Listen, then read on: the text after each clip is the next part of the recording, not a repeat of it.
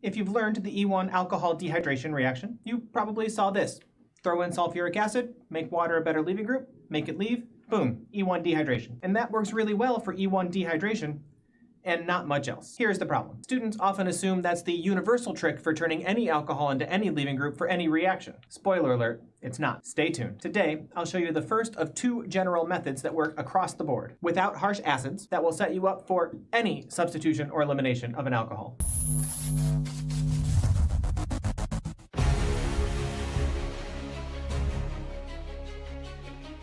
Hey there, ninjas. In my previous video on E1 alcohol dehydration, which I have linked to down below, I warned you about the primacy bias. I warned you that if this was the first time you saw turning alcohols into good leaving groups, you might assume that every time you need to turn an alcohol into a good leaving group, you should throw in some strong acid. But try that in an SN2 or an E2 and you will fail hard. Let's take a quick look at why, and then we'll jump into the solution. It's very logical to assume that you could just add strong acid anytime you need to make an alcohol a good leaving group. It will turn an alcohol into a good leaving group. Water is a fantastic leaving group. But to finish this substitution reaction, if we were inventing the reagents, we'd need a nucleophile at carbon number 4, an alkyne anion, to complete this SN2 reaction. And here's the problem. Here's why adding strong acid is not a general solution. An alkyne anion is a very strong base. Instead of doing the SN2 reaction, it will just deprotonate the alcohol that you just protonated, send you back to the starting material, ruin your nucleophile, and completely kill any chance you had of doing this reaction. This incompatibility right here is why adding strong acid is not a general solution. So what is our general solution? Slow down, take your time, go with a two-step approach. And the general two-step solution we're going to learn today is to turn the alcohol into a sulfonate, or a halide.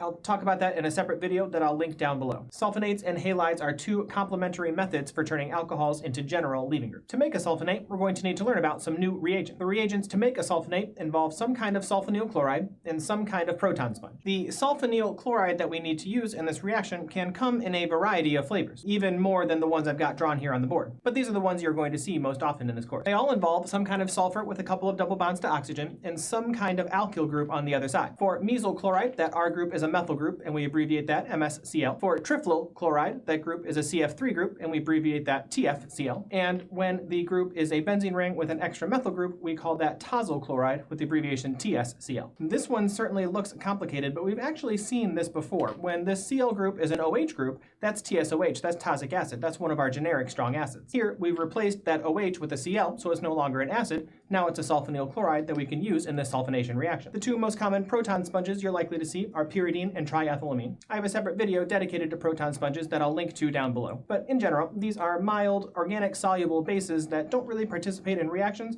They just kind of swim around waiting for acidic protons to form and then they sop them up. The mechanism to turn the alcohol into a sulfonate involves taking the oxygen and having it attack sulfur to kick out the chloride leaving group. That forms an oxygen-sulfur bond and gives oxygen a positive charge. Our proton sponge can then swoop in and grab that acidic proton, neutralizing the oxygen and bringing us to our sulfonate product. The product sulfonates we rarely draw out in their full blown out structure. We tend to use their abbreviation. Generically, this is a sulfonate group. Specifically, because it has the CH3 group, this is a mesylate. One thing I want to draw your attention to is this carbon, the one bearing the oxygen in the starting material. Notice that at no point in this mechanism does this carbon get attacked. This particular carbon wasn't a stereocenter, but had it been a stereocenter, because that carbon never gets attacked, if this had started on a wedge, it would have ended on a wedge. The stereochemistry of any starting alcohol is retained when we make a sulfonate. That complements the halides, which we'll see in that video inverts the stereochemistry of the alcohol. With the sulfonate formation in hand, we can go back to our original problem. How can we turn this alcohol into a good leaving group so we can do an SN2 reaction? And the answer is these sulfonates. In a first step, we can add a sulfonyl chloride and a proton sponge. We can mix and match whatever sulfonate and whatever proton sponge we want to use.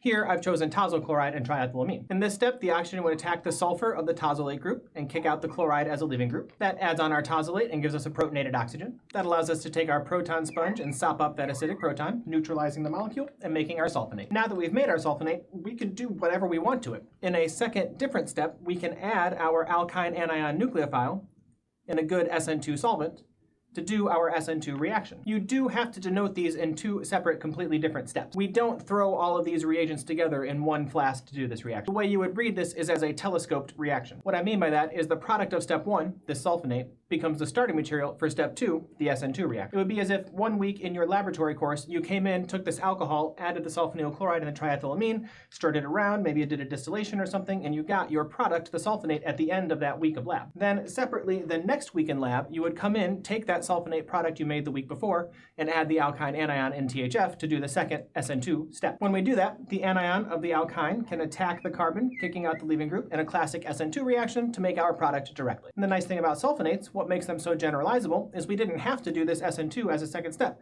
We could have done anything we wanted here. We could have done an SN2 with a completely different nucleophile, or an E2 reaction, whatever we wanted. We've turned the alcohol into a completely separate leaving group that's available to any reaction we want to do. To show the complementary nature between the sulfonates and the halides, let's look at this worked example. This isn't a video about how to turn alcohols into halides, but I do have that video linked down below if you'd like to watch it first. In this example, we're starting from the same chiral alcohol, and we're trying to make 2 similar but distinct thioether products. Adding generic strong acid to make that a leaving group is right out. We talked about that at the beginning of the video. So we can use our more generalizable strategies of sulfonates or halides to first turn this into its own separate leaving group, and then second, do an SN2 reaction to make the thioether. But notice the stereochemistry difference. In one case, both the starting material and the product have their functional groups on a wedge, and in the other case, we need to get this functional group on a dash. We can dictate the course of this reaction. We can tell this starting material what to do by very carefully choosing which leaving group we turn the alcohol into. Whatever we do, the last step is going to be the SN2 reaction to add the thioether. We know that SN2 reactions invert stereochemistry. So in this example where the sulfur is on a dash, whatever we did, the leaving group must have been on a wedge in order to do the SN2 reaction and invert the stereochemistry to put the thioether on a dash. Similarly, when the thioether is on a wedge, whatever we did, the leaving group must have been on a dash, because when we do the SN2 reaction to make the thioether, it will invert the stereochemistry back to a wedge. So we need to ask ourselves what impact these leaving group strategies have on the stereochemistry of the original alcohol. Here we mentioned that the sulfonate reaction does not touch the carbon bearing the alcohol. It never gets reacted with in the reaction, and it will retain the stereochemistry of that original alcohol. That looks like this version on the right, where we keep the leaving group on a wedge so we can do the SN2 reaction to put the thioether on a dash. That means for this version on the right, the first reaction must have been some kind of sulfonate formation. Here I've chosen the triflate. Forming the triflate keeps the triflate group on a wedge. In the version on the left, I must have turned it into some kind of halide. Again, that's not the subject of this video, but PBr3 will turn this alcohol into an halide with an inversion of stereochemistry, putting the leaving group on a dash. In both cases, the second step is the same, the SN2 reaction to make the thioether with the stereochemistry that I wanted in the first place. That's the power we have at chemists now. That's the power we have in dictating reactions and telling the reaction what to do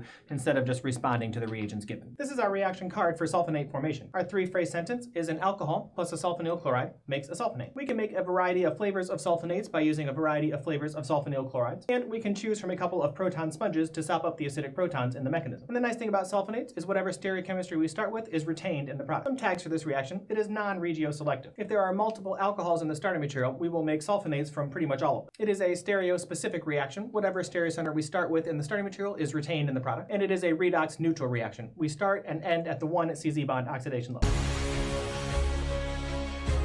Thanks for training with us today, Ninjas. Check out this other content to see if you can level up even further.